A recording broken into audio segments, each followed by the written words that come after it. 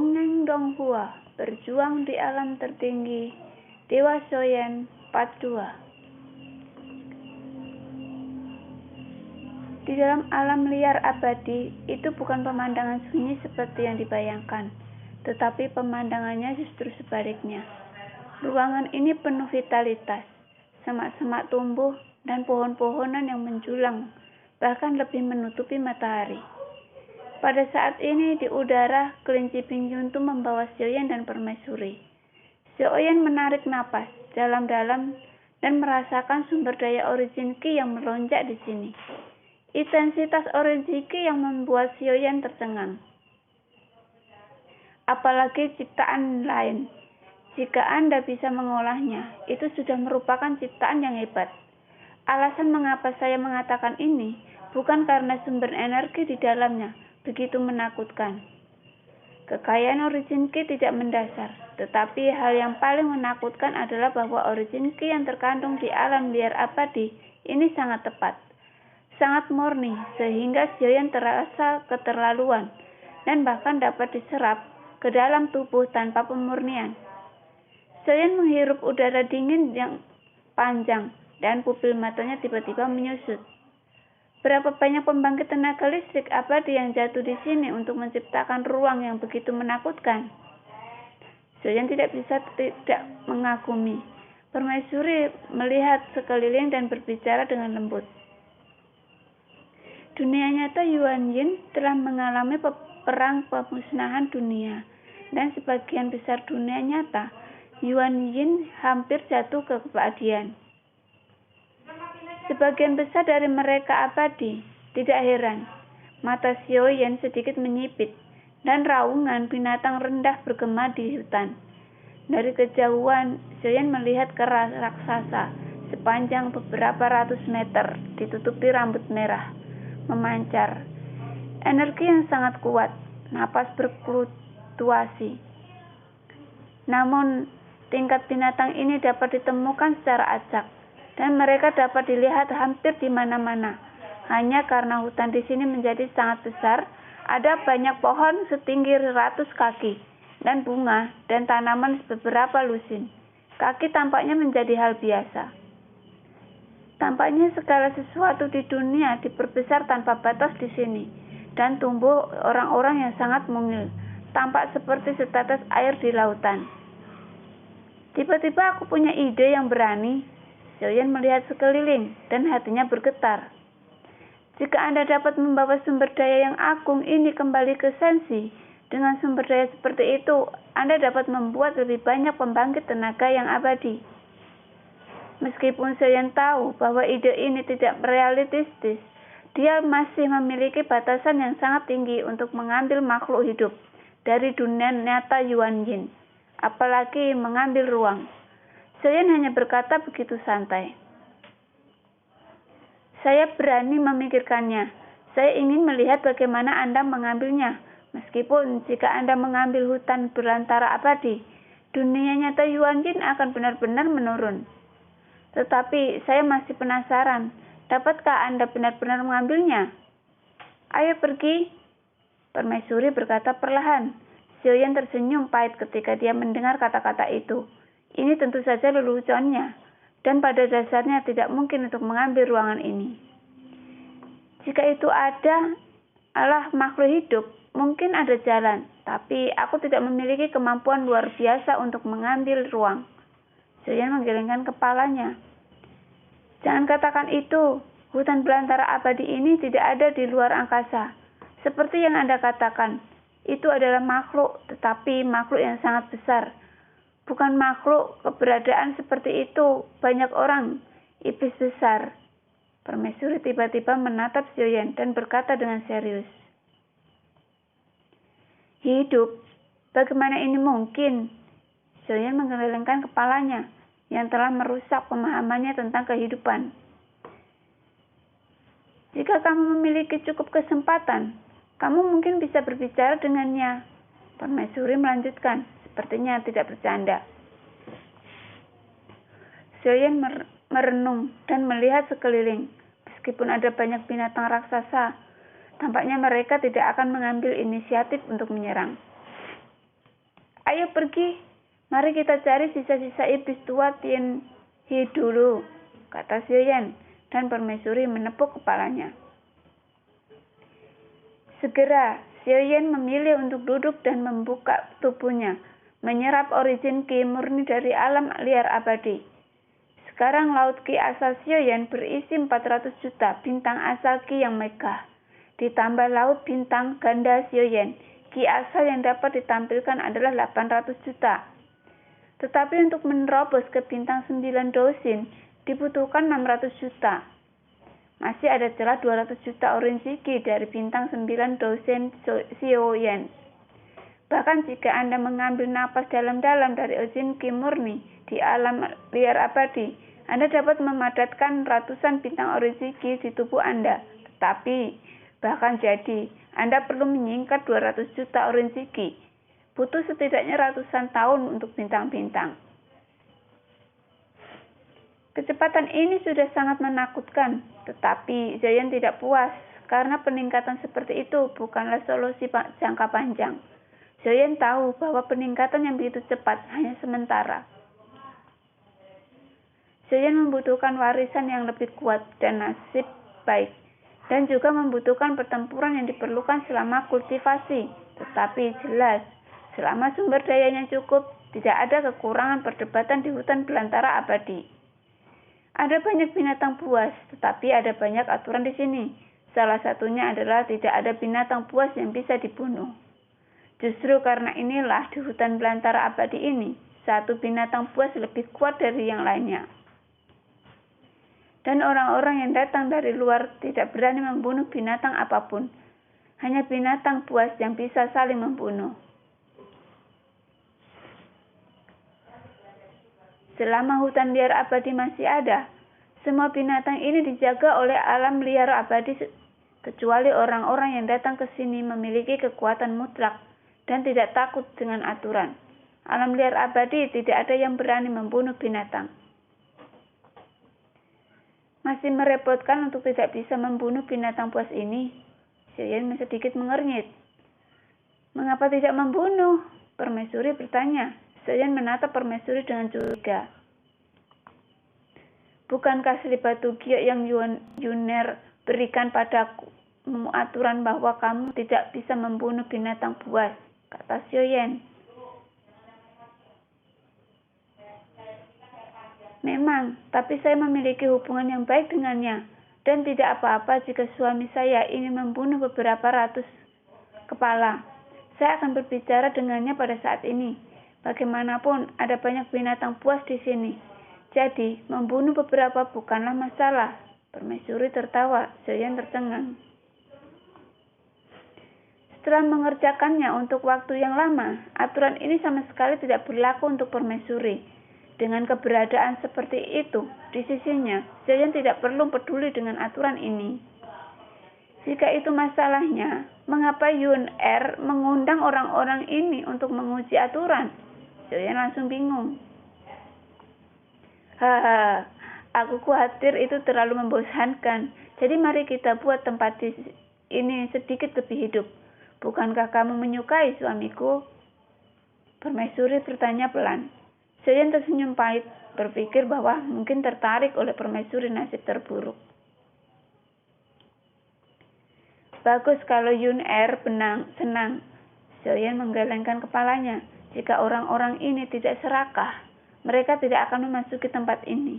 Dan ketika mereka memasuki tempat ini, mereka sudah siap untuk kehilangan nyawa mereka kapan saja.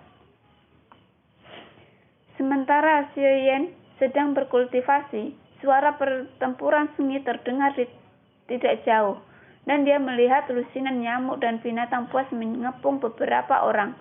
Pohon-pohon menjulang itu melambaikan batangnya dan besar dan menyerang mereka. Sioyen mengerutkan kening. Meskipun dia tahu bahwa ada banyak binatang yang sangat kuat di antara mereka, dia tidak pernah membayangkan bahwa pohon-pohon raksasa yang menjulang ini juga agresif. Apakah mereka baru saja menyentuh aturan? Sioyen bertanya perlahan. Permaisuri mengangguk. Kamu lihat masih ada binatang buas yang datang. Hanya ketika mereka menyentuh aturan mereka akan diserang dalam sekelompok. Yang terkuat dari orang-orang ini adalah orang yang baru saja melangkah ke langkah pertama keabadian Kaisar. Dengan kekuatan seperti itu, mereka berani menerobos masuk. Di antara mereka, kematiannya mungkin sedikit menyedihkan. Permaisuri memandang dengan penuh minat. Xiaoyan memandang permaisuri yang menonton drama, dan sekali lagi memiliki pemahaman baru tentang kecantikan tak tertandingi di depannya ini. Orang yang terlihat cantik belum tentu baik hati. Tentu kata keapian tidak ada di dunia yang bermasalah ini. Beberapa orang yang diserang oleh kelompok di ujung jauh masih dikalahkan oleh semua tangan. Adapun langkah pertama abadi dari Kaisar terkuat, kera raksasa berambut merah yang bergegas menampar tanah dan menghancurkan lubang besar. Pada saat berikutnya, tikus yang bahkan lebih besar dari manusia yang muncul di hutan. Mereka berbondong-bondong dan bergegas ke lubang. Pada akhirnya, bahkan tidak ada satu teriakan pun, kecuali yang abadi. Kematian beberapa orang bahkan lebih buruk. Semua tersedot oleh binatang nyamuk besar, dan selain darah, jiwa juga tersedot olehnya. Sekelompok orang berada di depan Xiaoyan dan langsung dicekik.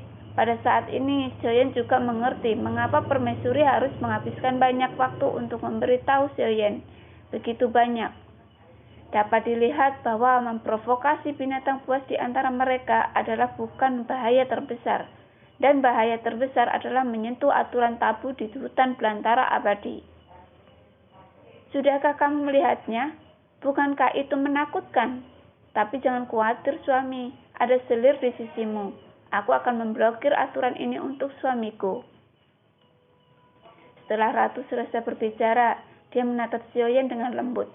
Dan alasan mengapa dia memberitahu Xiaoyan tentang aturan bukan karena Xiaoyan menjaga aturan, tetapi saat yang ditunggu oleh permaisuri. Terima kasih Yuan Er. Xiaoyan menggenggam tinju dan tangannya masih bersikap sedikit sopan. Kamu dan aku sudah memiliki hubungan kulit ke kulit, jadi kita bisa dianggap sebagai suami istri sejati. Itu dalam status selir untuk membantu suami. Permaisuri tersenyum sedikit. Xiaoyan tertegun. Mantan kekasih itu ingin untuk makan Xiaoyan. Xiaoyan tercengang, tidak tahu bagaimana menjawab saat ini. Melihat penampilan malu Xiaoyan, permaisuri menutup mulutnya dan tertawa, yang membuat Xiaoyan merasa tak berdaya. Binatang buas di ujung jauh telah membunuh dan memakan semua orang, dan bahkan ketika noda darah jatuh di pohon dan bunga, mereka tampaknya diserang oleh mereka.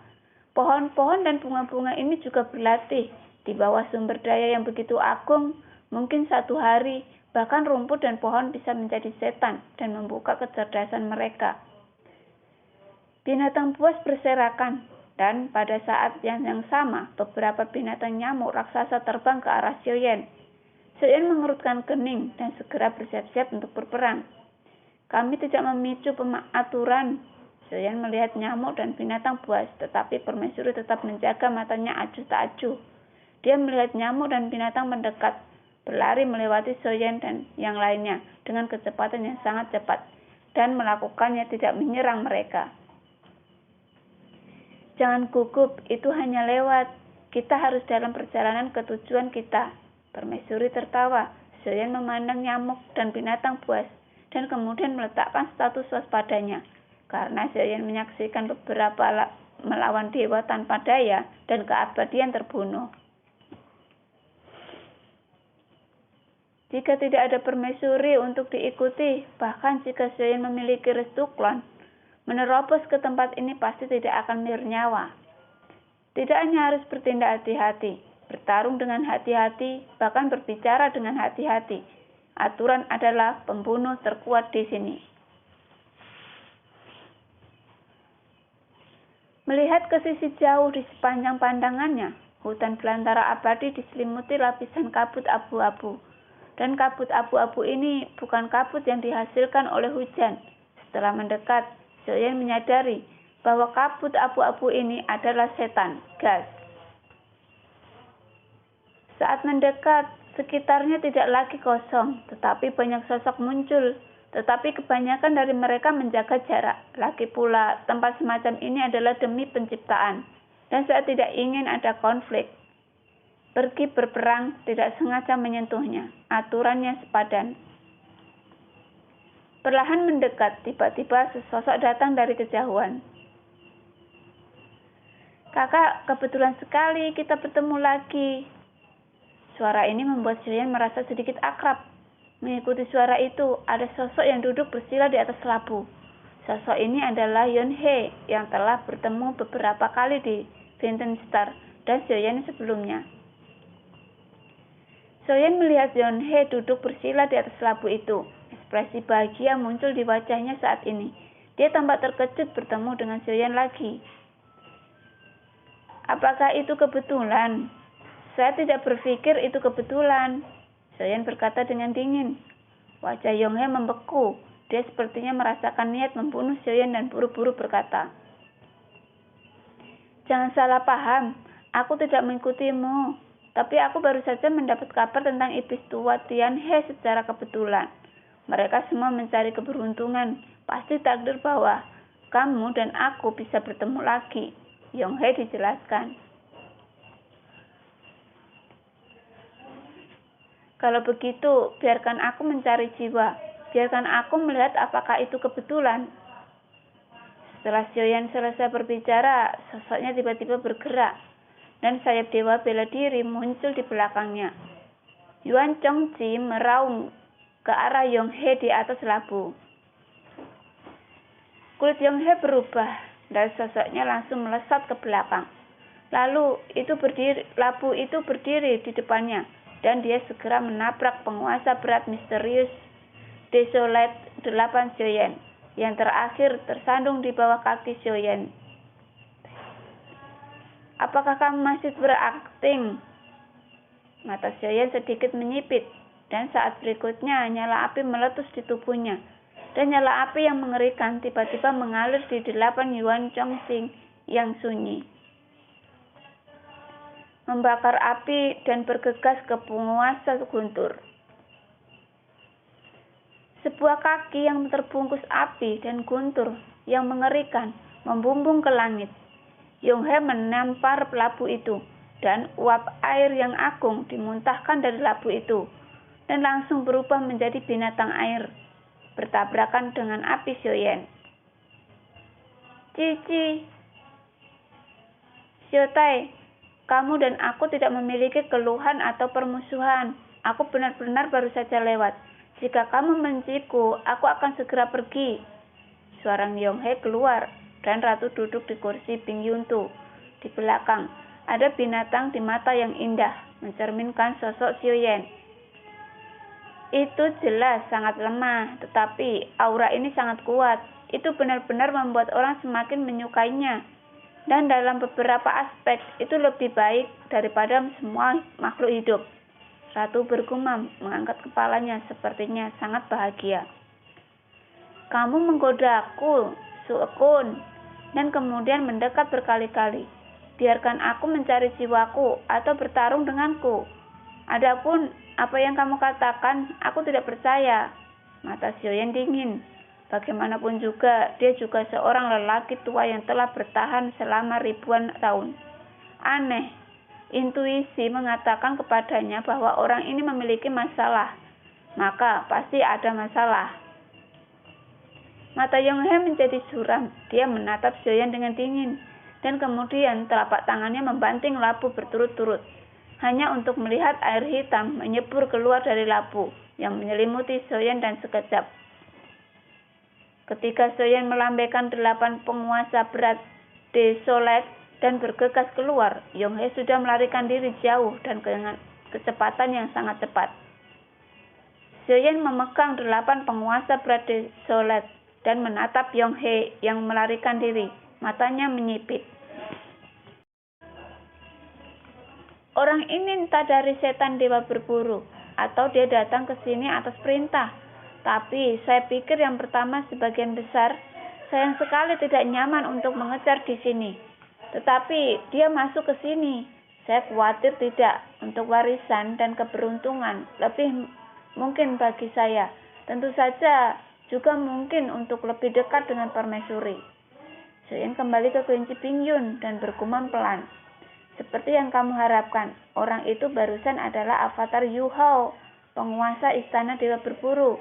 Permaisuri memandang Xiaoyan yang sangat menyadari keanehan itu, mengangguk sebagai penghargaan, dan kemudian membuka mulutnya untuk menjelaskan kebingungan Xiaoyan. Avatar Yu Hao. Xiaoyan terkejut. Tidak heran dia merasa bahwa orang ini memiliki aura yang aneh. Tetapi Xiaoyan tidak pernah berpikir bahwa dia akan menjadi avatar Yu Hao.